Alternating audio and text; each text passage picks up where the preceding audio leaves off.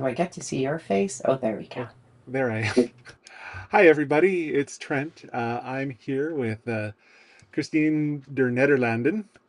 She is an author, a podcaster, uh, and a survivor of traumatic experiences.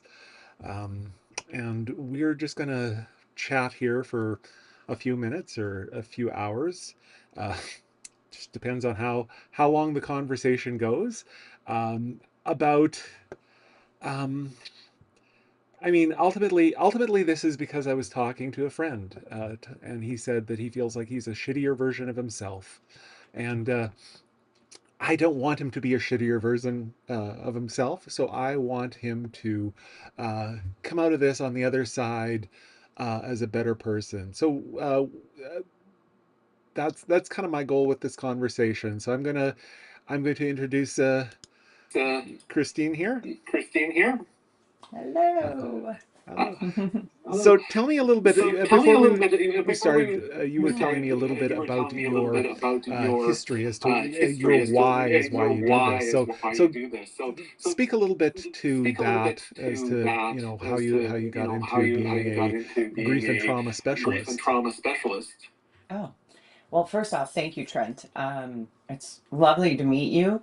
Wish under better circumstances, but that's my career. That's my job. That's actually my aha for what I do in my life. In 1986, my only brother Robert went down to Niagara Falls, a place that most people see as bringing happiness, and there's rides and there's games, and it was a place we all went on a Friday or Saturday night. And unfortunately, he was 19, and he went to the in front of the falls is like a rail that kind of goes like this, and he hopped it to go pee, and he thought it was grass, so he thought he'd be safe as any other teenage boy, that I'm just going to hop this rail, go to the washroom, and hop back over. But unfortunately, it was actually the tops of trees, and there's that mist, and it was later at night. So he fell into the Niagara Falls Gorge.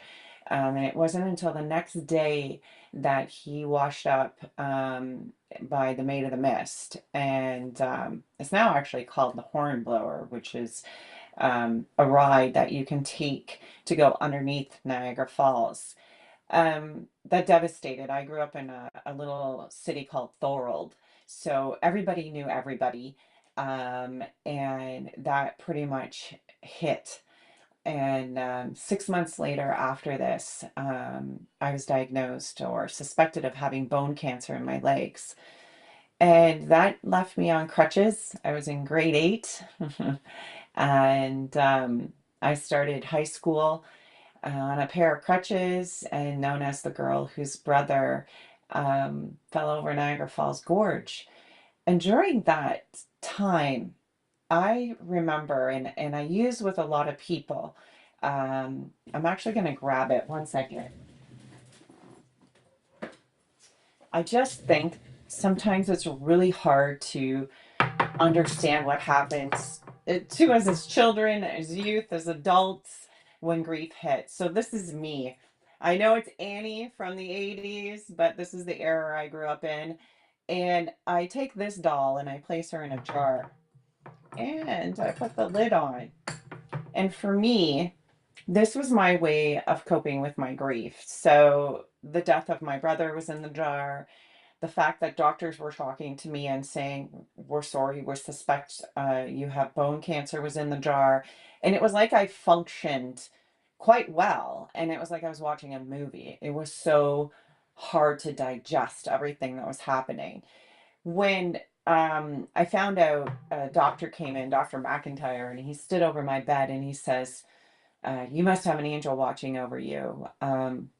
You don't have bone cancer, you have osteomyelitis. It's a bone infection found usually in elderly people." Um, and he handed me a pair of crutches and told me it was going to take about a year for my bone to grow back. And as a teenager, I had a few choice words because I did not want the crutches, and this meant my basketball career was out the door. But I was grieving so much that my brain could not compute it. So I lived in this jar, and it was like I was watching a movie. Um, and as time went on, what happened was the emotions I was carrying, the anger I was carrying, all of it was just too much. And every once in a while, the jar pops off, and you know, you gotta let go. You've got to either scream it out or listen to loud music or something that would help you process this. And then it felt like I could just put the top back on and go on my way. And interesting enough, during my high school years, I'm dyslexic, so I struggled academically, but ended up graduating from high school with a scholarship, and you would have never even known I was grieving. But through all of that, I kept a suitcase under my bed and I wrote fiercely, um, which in turn turns out to be my first book. So I'm not sure how much you want me to continue on. Um, would you like me to, as to how I wrote Where's Robert? We have We no have no time frame with this, so time frame with you this, can so continue you on can as continue much on as you as like. much as you like. Well, what happened was I uh, I wrote fiercely and kept it in a blue suitcase under my bed. And that was my way of kind of functioning in life. Um, I got married, I had my first child, and then I was standing before my grandmother. And I would go every Thursday to her house with my son, and we would have a cup of tea. And that day I was making tea, and I can tell you verbatim the color of the teacups. Mine was yellow. She always had this one cup she loved that was blue. And as I made the tea, she looked right at me and said, "You're pregnant." And I was like, "Oh my gosh, how did she know?" Yes, I am. And I walked over to her and she says to me, you're gonna have a baby girl." And I had already had a son. And we sat there and talked for hours about it. And then later that night, hmm, it still gets you 40 years later. I stood over her bed, and she looked at me and said, "I'm gonna say hello to Robert. It's time to wake up, Chrissy." And what that was like was the jar opened and the little girl just fell. And here I was in my mid 20s, pregnant, and all these memories came back. I could I could feel this red between my fingers, which I thought was this more devastating than I knew. All these memories of my childhood came back. I often wondered how come, my sister and my family talked about our childhood, and sometimes I was like, how come I don't remember that? And it isn't until later that when I studied this and went to university and things like that, that I learned this was emotional denial. And our brain has this mechanism, sometimes I think to protect me. Um, I then started researching it. I pulled that suitcase out. I went back to the funeral home, and I was relieved to find out that the feeling I had when I went into the funeral home, Carl A. Hammond, I remember rubbing my hands on the wall, and it was that red, feely wallpaper from the 80s. And the gentleman came out and he said, "I'll never forget you. You walked up and down the hall, just running your hands against the wall. And it devastated the whole community what happened to your brother." And that set me on a journey. And I often, when as a professional speaker, I stand before people and say it was like my brother put me in the jar, but my grandmother broke it open, and I ended up having to deal with all of these things like a decade later. So Where's Robert was actually the first book I wrote, and I'm going to show you. And it's a little story about a little girl named Chrissy, me, and this is our dog Peanut.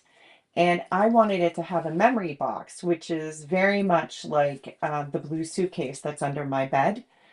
And then Crayola Canada actually sponsored it and gave me crayons to put inside, and it has a memory journal because there was something I really learned through that.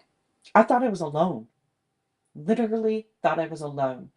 I remember feeling like this was my fault, even though I wasn't present in Niagara Falls. Um, I I I didn't like who I was, and I didn't understand what was happening. And when I wrote Where's Robert, I had three main things: that this is not your fault, you're not alone in this journey, and Robert will always love you. You will always have that connection. So I published the book not thinking much of it except that I opened Robert's Press, Canada's Grief Resource Center. My goal was to help people through life's challenges, and this was my first product. So it was published in January 2001, and the night of September 11th, on the terrorist attacks, I was watching the news. My phone rang, and a gentleman said, I'm looking for a very tall redhead named Chrissy, and I would like to order over 5,000 copies of Where's Robert. I was so shocked at that moment. I thought it was a joke. Um, People can be nasty in grief. And we experienced that in our small town. People would call and ask for my brother, even though it was in the newspapers that he died. And so, we dealt with this. And I thought, this is someone just being, and I hung up the phone. And the phone rang again, and this big emblem came out of my fax machine, which was at the end of my bed. And it was true. And they said, we don't have anything for children who are grieving. And we have over 5,000 children who are affected by this. So, yeah, that it was surreal.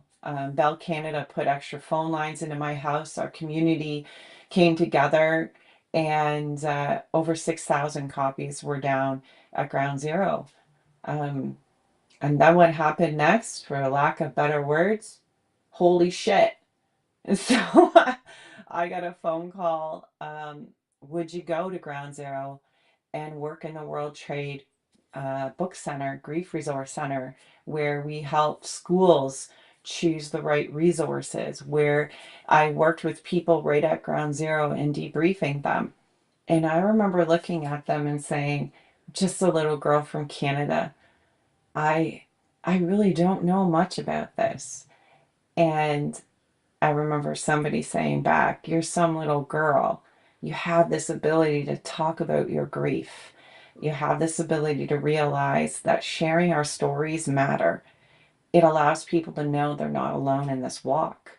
Um, so that started my career. I went to Ground Zero, and you'll see a plaque just behind there is a certificate of appreciation from the Secretary of the Defense, Donald H. Rumsfeld, for going and working with people.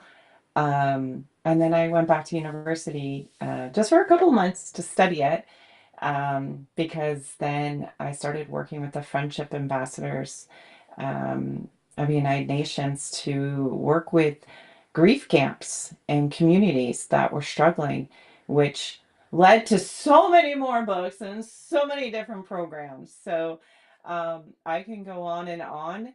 Um, but yeah, that is in a nutshell what has brought me to a 25-year career in this, with many books and many resources. So yeah.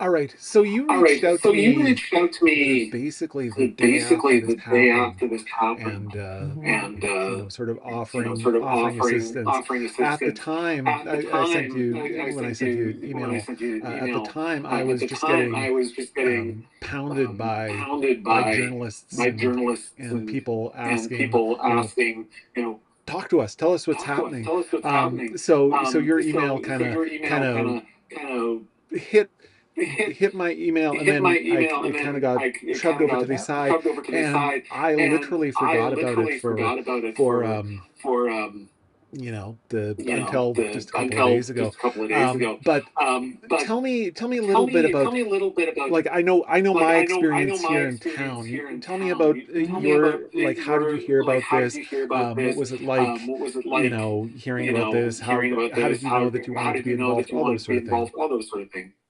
Oh, that's a fascinating question that we never talk about in society. So I love that you asked that question because we have tragedies here too, and it's similar ones that are horrific. And I know grief is the same. No trauma is the same. No community is the same. You cannot compare it. But um, we're watching it on TV and you're just feeling helpless. You are feeling like, how do you help these people? And I often, in my office, when a friend comes in and I'm like, oh, why are you in my office? Please tell me that you are not. It's like when you experience grief, you feel this pain, and it's kind of like when you're pregnant and you see all the pregnant women. It's like you can look at somebody and go, they must be grieving. And so it was all over our news, consistently on our news.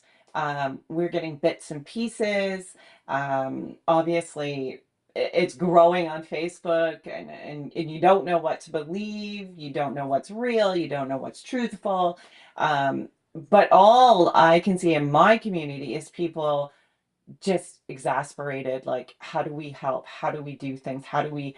And in aiding in when the forest fires hit and COVID hit, during COVID, Stephen Litch, our children's minister, had reached out, and schools had reached out, and I created Cora and the Corona, and donated over 10,000. That was supposed to just be Canada, but ended up worldwide.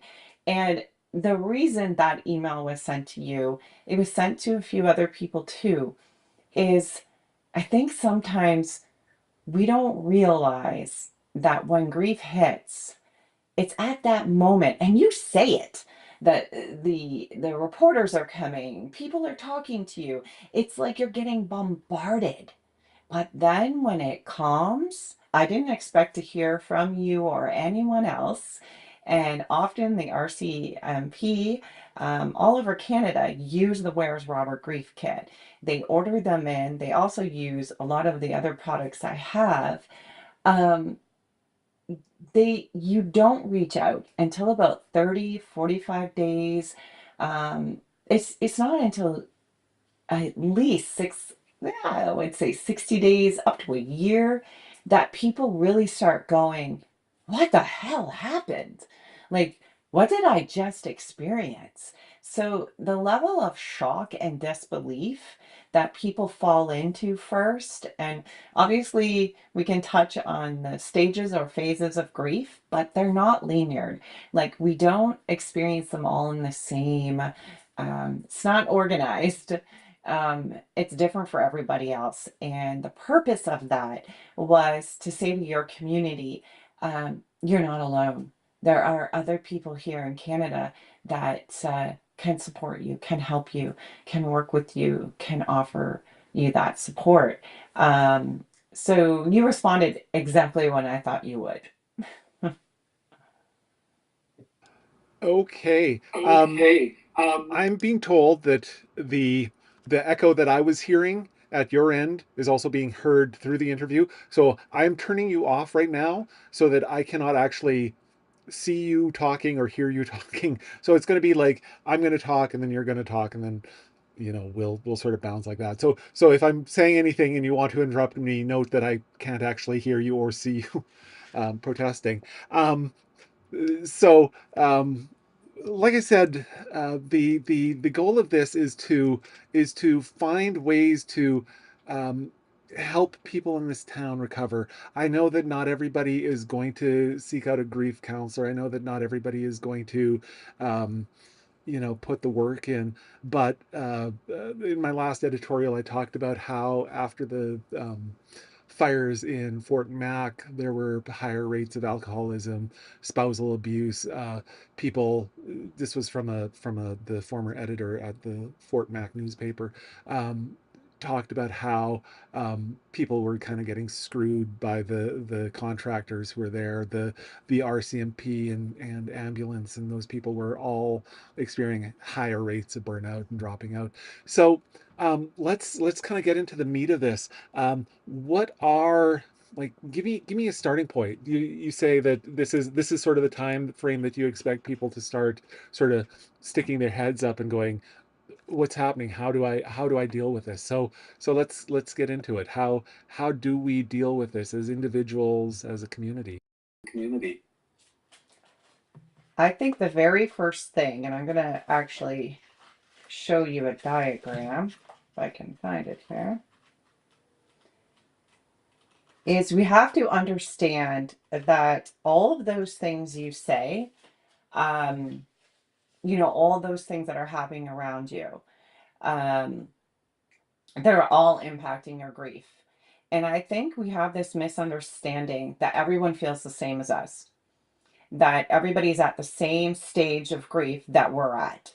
So when we look at grief, it starts with disbelief and shock. And that disbelief is different for everybody. And everybody will process differently. But what happens around that 30-day is you start grasping it. So you start computing the people that are burnt out. Oh, wait, I'm burnt out. I can't handle this. Then, with the stages of grief, which are disbelief, grasping, melancholy, compassion, clarity, realization, and then you hit resilience. I know right now nobody in that community wants to hear the word resilience because you are not feeling it at all.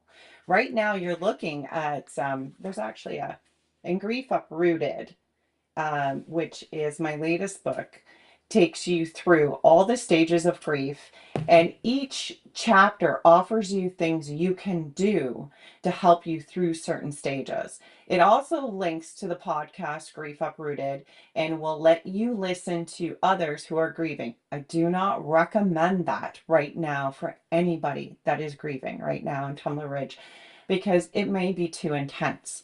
But the very first thing that we need to approach and look at, and it's something that people can do over the next week, is look at that denial and grasping that you're in right now and go, what have you grasped? Where are you in that stage of grief? And looking at everything. And with grasping, we're looking at, why are you angry? Are you understanding everything? Are there people in your community that are all different opinions as to why this happened? Um, we do want to find a bit of clarity at this time. Sometimes we'll be blaming, and are is is that what we should be doing? One of the ways that I express or help people understand this part of grief is with a pinwheel. So with denial and grasping, say you're the center of the pinwheel. So each of us right now, when we're dealing with denial and grasping of grief, and you start to feel all the different emotions. And you'd be amazed on how many people can't define emotions. So anger is an emotion, sadness, happiness is. There's all sorts of different emotions that you could be feeling. I don't want to say one is right and one is not. It's whatever you're feeling. And if you take a moment, even just to draw a pinwheel, it sounds like child's play, but let me tell you, when we are grieving, we need to go back a little bit. If you complicate it, you'll just end up bamboozled. So some days you're spinning. Some days the wind is like that. And you literally feel like you're crazy. I don't know how many people I work with will say, I feel crazy. I wake up in the morning and I'm angry. By the afternoon, I'm bawling my eyes out and I'm afraid to be happy. These are all normal emotions to be feeling at this time. So when you say, well, what is the first step? What is the tangible thing to do? Recognize it. Recognize it. Recognize you're the pinwheel, and some days you're like this and you can't function. Other days you stop. Maybe you stop on guilt. You feel guilty because you're alive and your loved one isn't. But the bigger thing you need to realize is everybody else has their own pinwheel. Everybody else is grieving and they too are struggling. So when you walk into work or you're in a community and you see somebody else that may be expressing anger, but you're standing here crying, or you see somebody else who may be smiling, just realize that they each have their own pinwheel spinning and they're each trying to process. So our brain doesn't go from disbelief to resilience. It goes from disbelief to grasping the situation, and then it moves itself to a little bit of clarity, and then it might go back to disbelief for a little bit, and then it'll pull itself forward again. So in the starting and the very first thing we need to realize is that there's this windmill in each of us that is spinning at this stage of grief. Does that answer your question?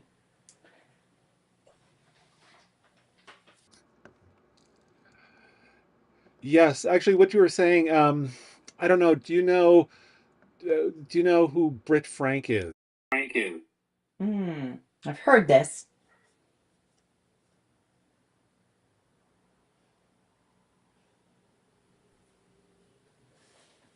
Are you going to tell me who he is?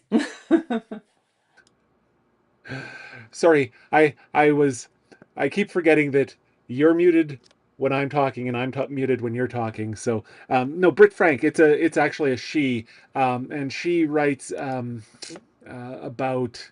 She wrote a book called Align Your Mind, and she talks about uh, trauma as well.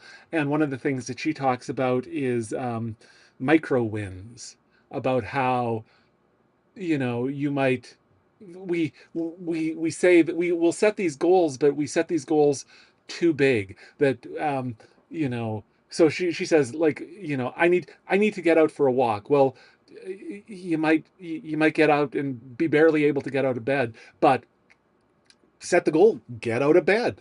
That's a micro win. That's a step towards that win, and suddenly it's become, okay, well, I've now got, it's not even a full step. It's like I've just moved my foot forward just a little bit, and then maybe tomorrow I will walk to the front door. The next day I'll put my shoes on, right? And just instead of sort of going, here's the goal that I'm working towards, and if I don't accomplish that, I'm I failed. I'm not worth anything. Right? I'm just a failure. That by setting these micro goals, by you're breaking these small steps into even smaller steps, and sometimes even into smaller steps that kind of allow you to have these small victories. And when you have those small victories, your mind can start to, well, that wasn't so hard. So that when you make your next small victory, now you've got two small victories, and then after a week, you've actually accomplished the first step in that accomplishing your goal. Mhm. That's excellent. That is very much what I'm stating. And some of the things that people can do that are tangible right now is to set a goal to go. And a lot of us go to coffee shops. A lot of us will go and have that cup of tea or coffee. And what happens when you're starting to try to figure out grasping grief and what's going on, we isolate ourselves. So some of the tangible things I often ask people to do is first allow yourself to recognize that these emotions are inside and they're spinning. Start a journal. Start writing down each day those goals. You can write down that, yeah, I'm going to get out of bed today and I'm going to walk the dog. I may want to smile at one person. I may want to go for that coffee, but realize that those goals are reached by steps. So maybe the first day you just get out of bed and you take a shower. Maybe you get out of bed and sit in the living room chair.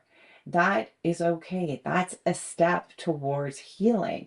I think, like I said earlier, we think we should hit the end zone right away, but grief doesn't work that way. Grief is something that you need to allow yourself to heal. You need to be able to have that compassion for yourself.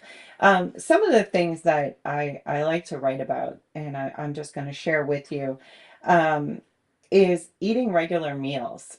Some of the gentle grounding practices that I talk about is taking those short walks, keeping a consistent sleep schedule. We tend to have this thing called rumination, where the brain is going over and over and over again of the events that took place. And sometimes it's hard to calm the mind. That's where journaling comes in. If we can just take a moment, write it down on paper, speak it into your phone, you're allowing your mind to kind of let go of it and put it somewhere else. So that is actually an excellent way to help with sleep deprivation. Um, and engage in gentle activities. Another is creating a memorial garden. I have done this in the past at schools where a child has died. Unfortunately, I was at a school where um, actually 6 children had accidentally died in a fire, in a home fire, and they all attended the same school. And we created a memorial garden in the front of the school, and all the children placed their pinwheels that they had made within the garden. And, just something like that gives you a purpose also to get up in the morning, and to take care of the garden. Um, and I think another thing that we need to understand too is that in this time, there is that emotional numbness. And that's what's causing us not to be able to get out of bed, not to want to engage with people. You just feel numb. And as time goes on, and with these gentle activities that you start to do or take part in, you will notice that numbness starts to subside. And the more that you can even just walk down the street and see somebody else, we saw this in COVID, just getting out and smiling at a stranger across the street. It just warms your heart. Some of the other activities that I love to offer to people is we underestimate, and we always have, deep breathing. I know that sometimes people are like, what's the use of that? But it is what brings life into the world. When a woman is giving birth, you're learning how to control that breath. And I think that sometimes we don't realize, even with grief, if we don't fuel ourselves properly, that's getting up and eating a proper breakfast, eating lunch. I think sometimes the pain is so hard and deep that we just forget to eat, and we have no urge to eat because we're numb. So being able to have meals, even if they're small meals, and having water regularly, and being able to just calm, and you'd be amazed on your heart rate if you put a blood pressure on and you did that. You can bring your heart rate down. Just being able to do that brings that calmness. And another thing I kind of want to touch on that you talk about is it's not a race. Um, Grief is not something you get over, it is part of you now. And this is something that we're not getting to the end and saying, okay, we're done. What we're doing is we're integrating grief into who we are. You know, something I do with a lot of people is simply handing them 2 pieces of Play-Doh of 2 different colors. And I say, can you create something out of the one that reminds you of your loved one who died? And then create something of you. And they do. And then I say, Mush, tell me about them. So they'll say, I created this flower of my daughter who died. And then I created this beautiful pot that she put the flower in that I went and bought. And then I asked them to take the piece that reminds them of their loved one who died and the piece that reminds them of themselves and mush them together. And they do. And I say, just keep going, keep going. And now take the two colors apart. And they'll say, I can't. And I'm like, because the people we love, my brother, he's forever in me. We cannot take our loved ones out of us. Rob has the same crazy curly hair as I do. We have the same blue eyes. No matter who we lose in our life, no matter who dies in our lives, they're part of you. That doesn't get removed. So we need to understand that this isn't a race. This is an integration of human sorrow into who we are. And it's not an easy thing. Um, but we do heal, and we can heal together. And that's one of the things I do want to talk to you about is not just personal healing but community healing. But I did have one more question before we get there, which is how do we deal with let's go failure. How do we deal with when we wake up in the morning and don't eat a breakfast, when we can't even get out of bed? Um, these are the one step forward, two steps back. What do we do when we look at ourselves and go, I just can't. I don't have enough spoons today. Well, I'm gonna say it that because it is something we all know.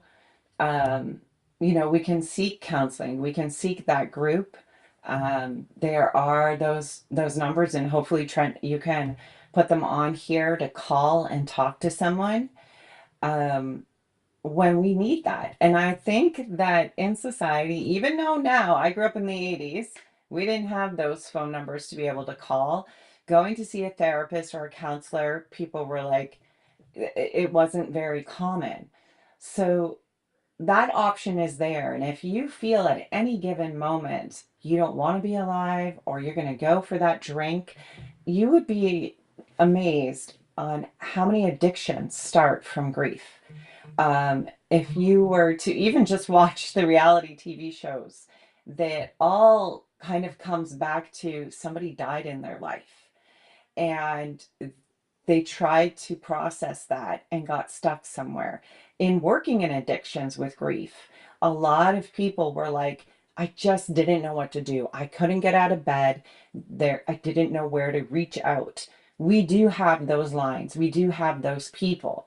Another way to do it is to reach out to your friends. To think you're the only person that can't get out of bed, they all can't either.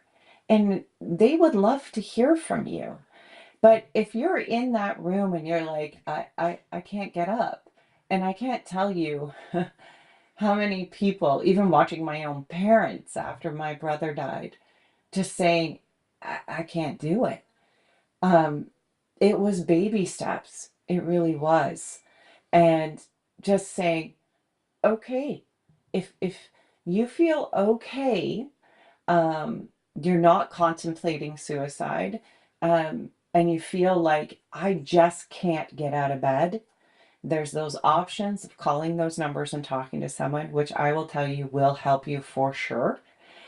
But to accept that it's okay that maybe you just want to sit up for the day and be able to go, this is the first step. I sat up, I did it. And sometimes what we need to do is break it down.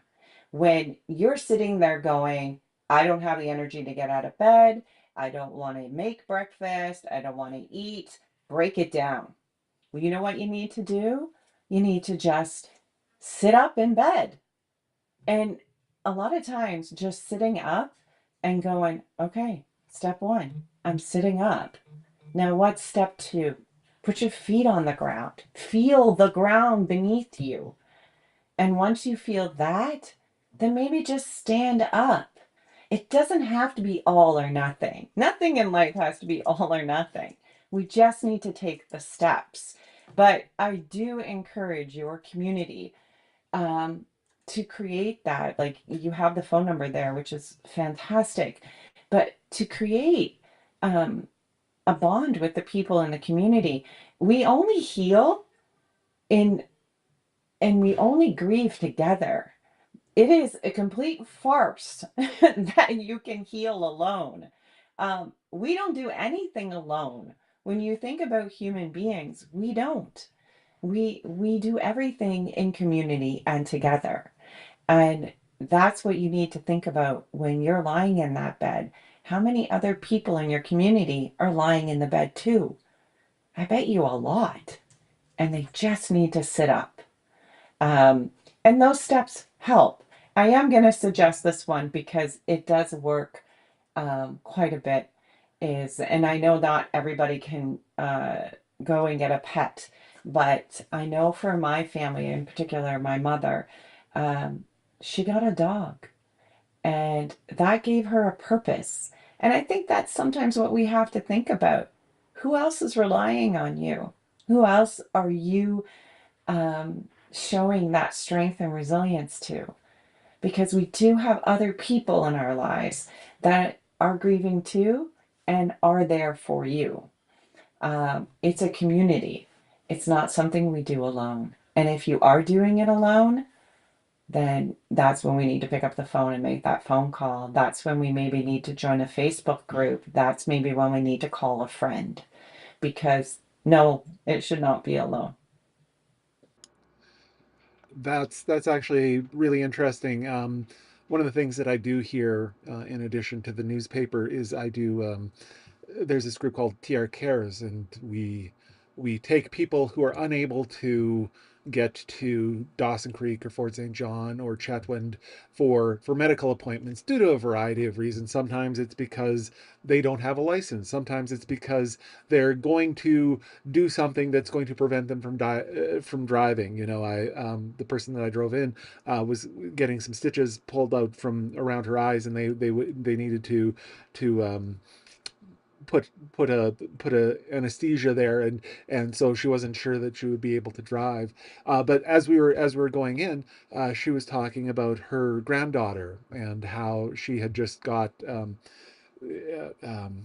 a pet, because when she was uh, during the first couple of weeks, the RCMP victim services was in town, and they had their emotional support dog, and this girl um, fell in love with the dog. It was basically the only thing that would get her out of the house, that would get her moving, was the chance to go see this dog. And so what they did was they got their own dog. So yeah, that's actually really fascinating. The whole uh,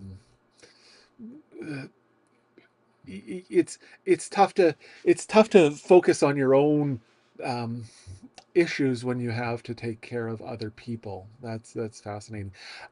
Now I wanted to talk to you because you talk about community.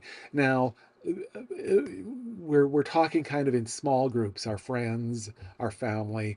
Um, is there anything that we can do, sort of, as a group, as an entire community, or as a segment of the community? One of the things that's happening, actually, is somebody nominated the town for the Craft Hockeyville, and we're now in the finals. So on Saturday, um, they are going to be uh, having a big event downtown where everybody can get together and watch the votes come in, and do all this. Um, which seems to be, a chance to get together, take your mind off the February 10th. But so tell me some of the other things that we can do as larger groups, as a community, as a town. Um, that reminds me of September 11th because one of the challenges they had, and one of the reasons they approached me to help them with community grief camps, was they raised enough money to send all the people that were affected by September 11th on amazing cruises to Hawaii. They did all sorts of things for them with gifts, and they said, but the people aren't healing. And so when they asked me to go work with them, when I interviewed, um, widows and children and parents, and it was like, we don't want stuff. We don't want trips. We want to know how to heal. And that's when myself and a collective of very many uh, specialists and everything got together, and we did grief camps, which per se, after that, I've done many Indigenous grief camps, designed a camp for healing. And you can do this in various ways. Even just having a day of memorial. In our community, we've had some pretty horrific um, things that have happened that have actually made it quite worldwide. And we have a day that is in memory of those children who died on that day, and we all wear a green ribbon. Um, these are things that happen in communities. Sometimes they naturally happen, and I have a feeling from meeting you, Trent, and all that's going on, this is a very tight, beautiful, loving community. And these things will start to blossom out of it. Having a Memorial Day, people need the opportunity to come out, even for a walk, to raise money for something, to even having that ribbon or bracelet that just reminds you that people in our community are grieving. So it's great to get together for this, and I think a lot of people will. But there might be this undertone of whispering, and who came out to it. So it's like honoring our grief, honoring the community's grief. And when we intermix those type of activities, I've done whole community grief camps, and it's been a day where we do various things within a day where we create memory boxes, and the youth have an opportunity to express themselves. The adults have the opportunity to express themselves in various different ways. Everybody expresses their grief differently. Some want to talk about it, some want to create, some want to silently chant, any way you would like to grieve. And giving people those opportunities gives them a chance to express, heal. But the best thing about those type of things is people realize they're not alone. And this event you're having, guarantee the people that come out will be able to look around and go, everybody seems a little bit shocked and somber like me. And that does bring that healing. But I encourage every community to, this is a huge thing that's impacted your community.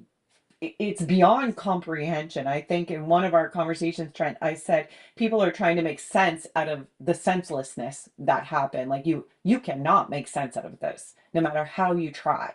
It is something that the mind and body and spirit will not be able to wholly comprehend. So, giving those avenues of connection, even if they're silently, don't underestimate a band or a ribbon. Don't underestimate that.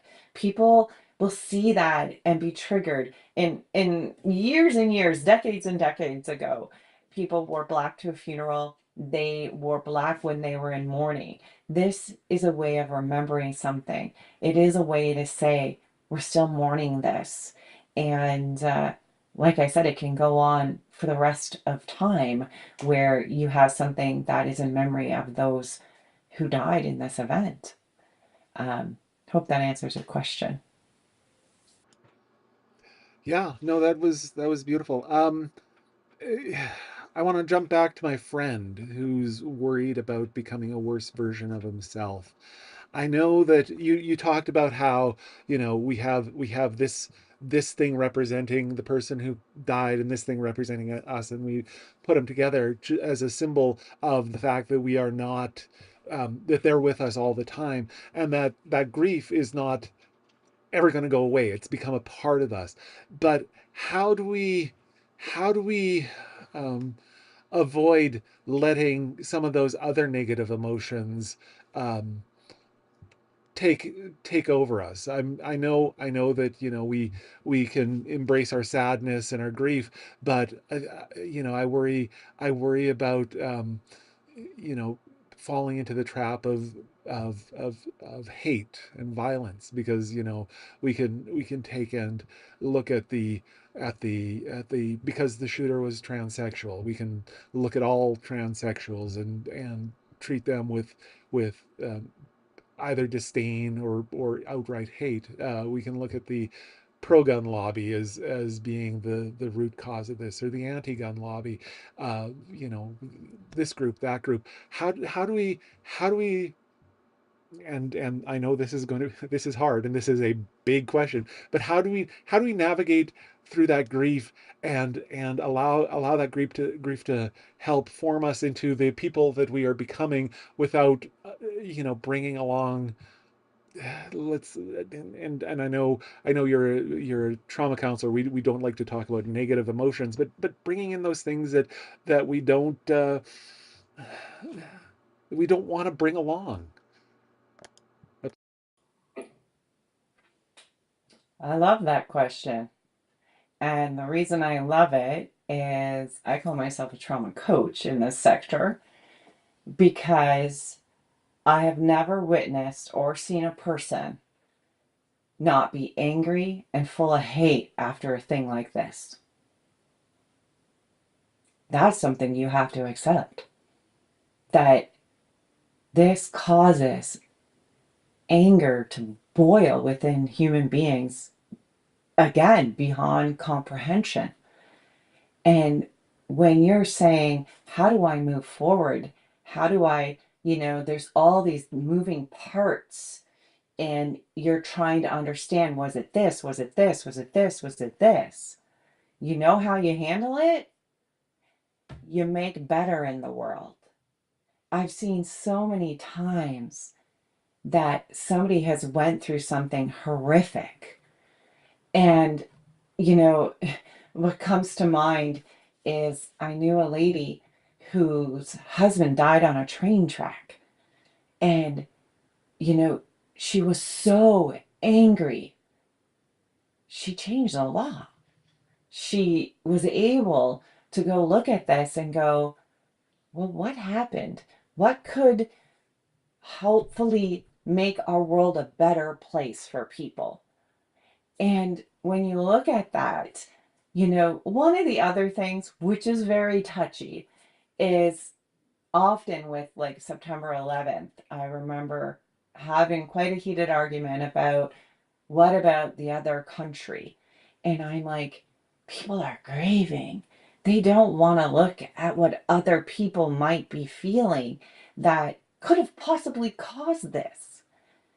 But what you do want to look at is how can you take this fire you've got within you to make it better?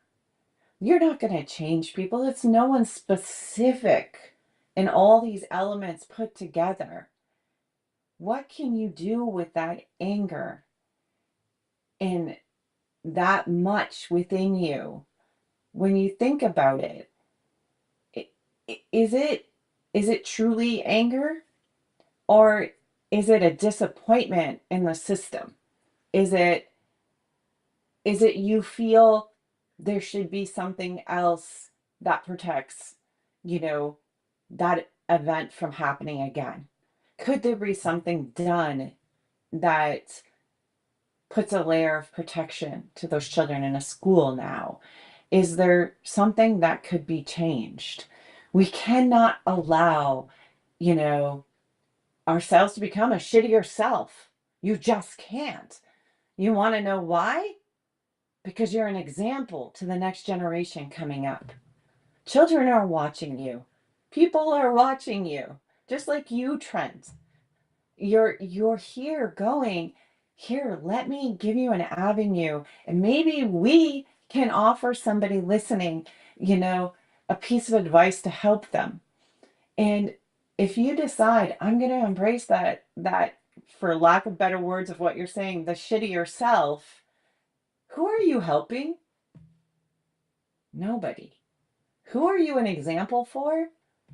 Nobody. You're hurting you. And what you want to do is take all that energy, which may not be that hate and anger that you're feeling. It may be confusion. It may be you trying to grasp everything and figure it out. Educate yourself.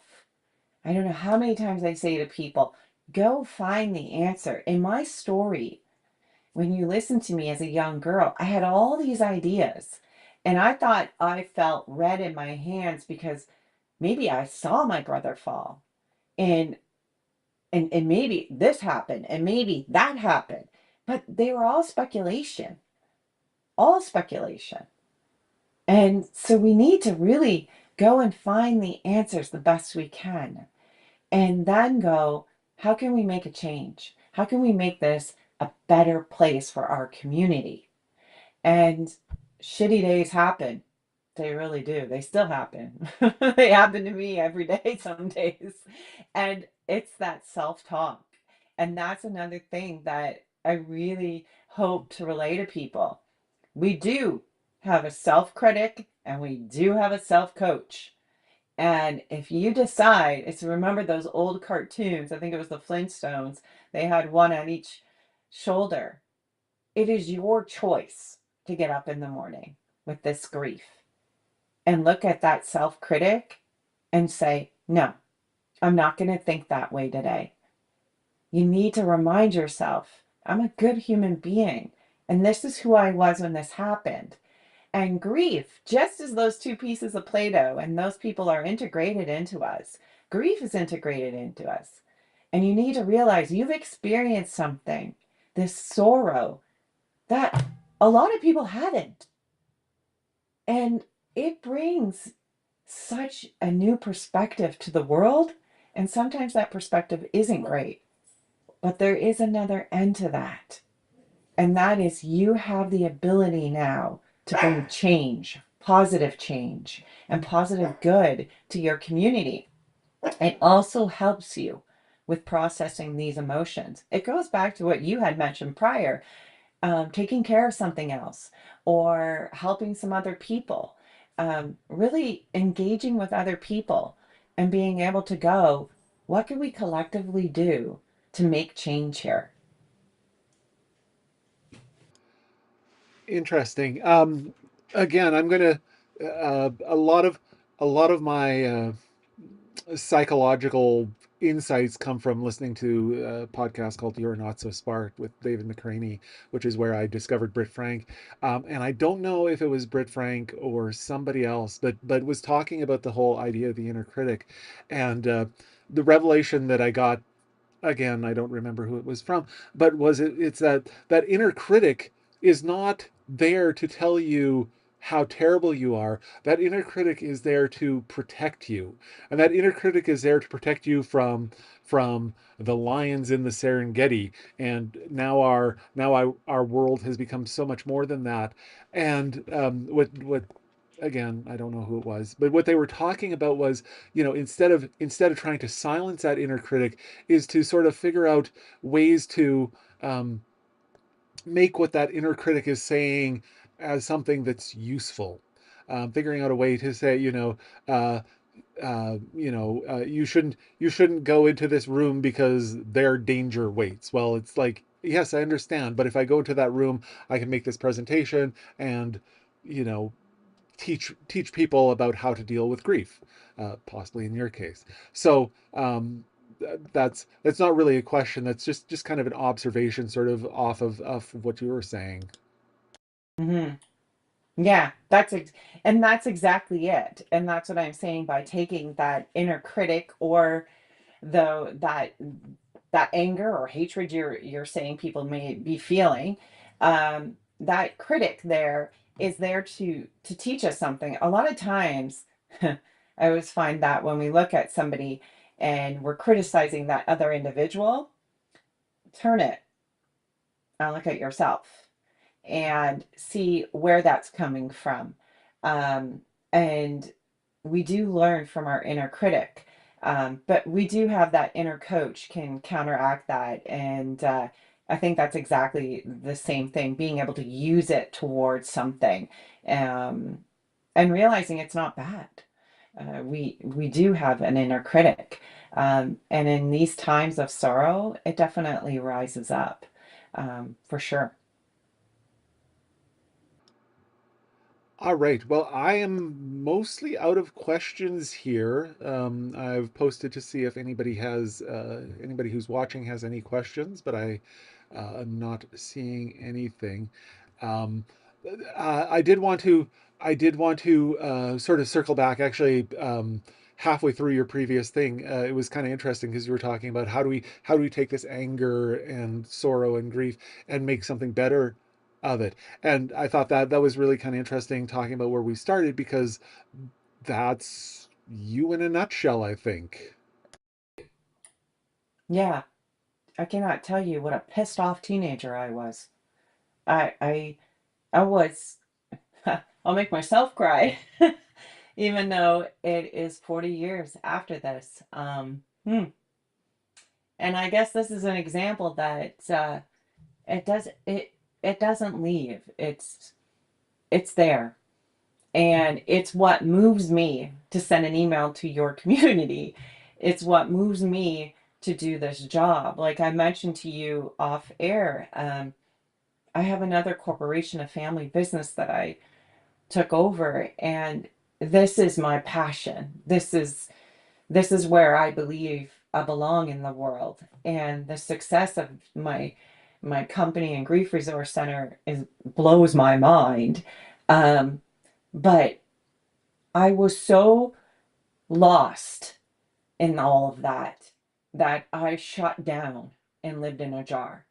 So when you talk about hmm, not wanting to be that shittier person, that's exactly what happened. I did not want to be that person. I wanted to make change. And um, right down to this is something I created. It's an empathy teddy bear. And it's crying. It's a teddy bear crying. And I never in a million years thought that that teddy bear would be as popular as it was. But for me, as a young girl in my teens, I was like, why do we always have to be happy? Why can't we cry? Why can't the bear cry?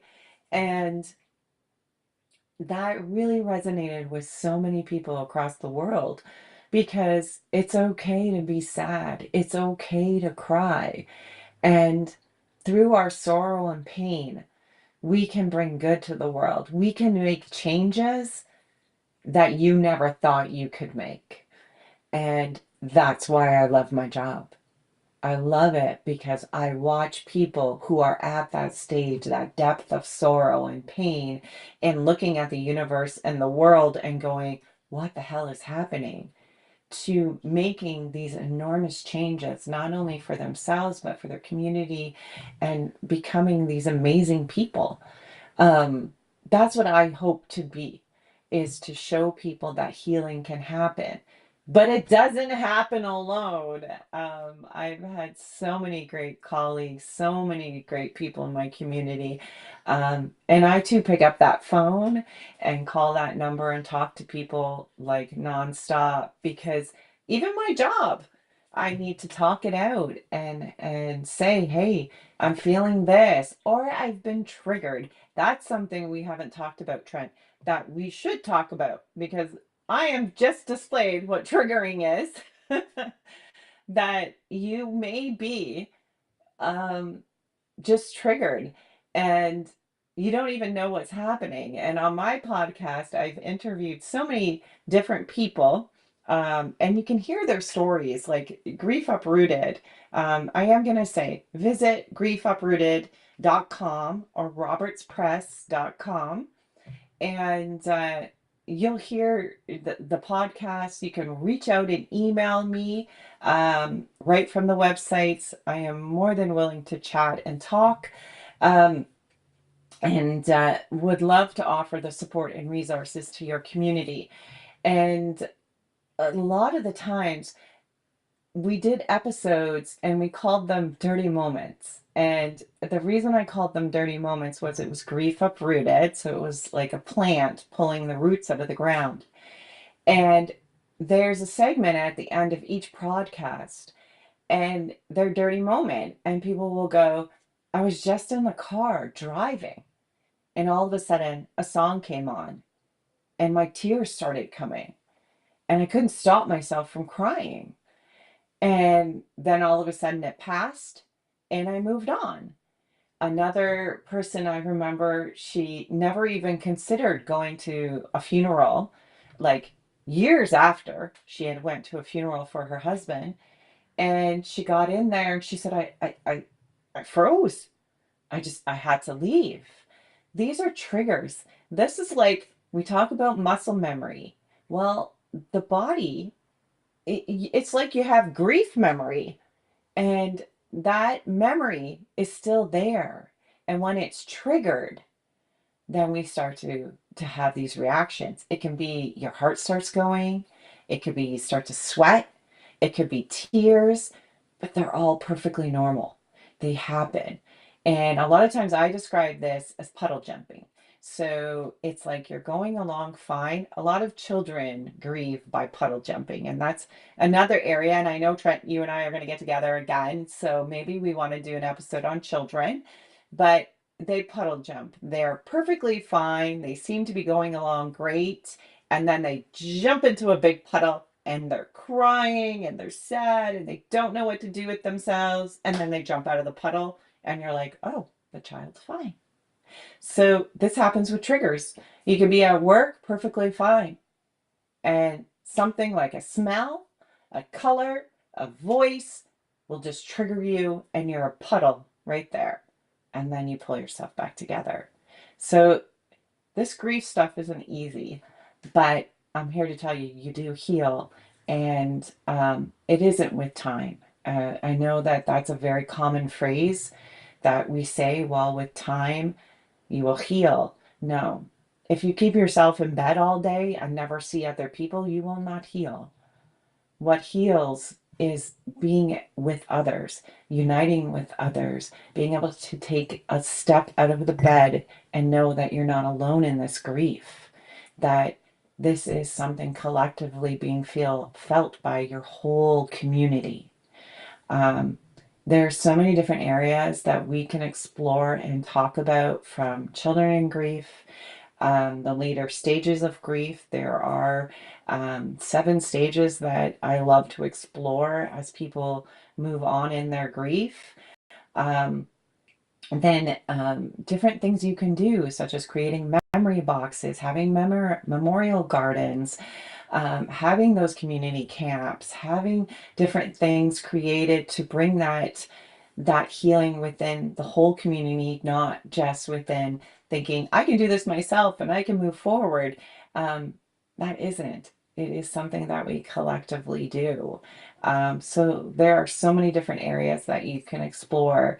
Um, and yeah, I can't thank you enough for giving me the opportunity to offer my knowledge from my experiences to all of you guys. Thank you. And thank you. Yeah. I too have a bunch of places that I'm thinking I want to go, but we're now basically at the hour mark, and I should probably let you go. Um, this will be the backbone for my editorial this week for those people who are watching this. Um, for the rest of you, yeah, you can find the editorial at in the paper. If you pick up a copy of the paper and don't just use it to start fires, you can find it online at www.tumbleridgelines.com. The paper will be goes to press tomorrow night. We'll be back in town on Thursday. The editorial will be up on Friday. Um, and it'll be mostly sort of a distillation of this conversation here. I'd like to thank Christine who took the time to talk to me. I am going to disconnect now.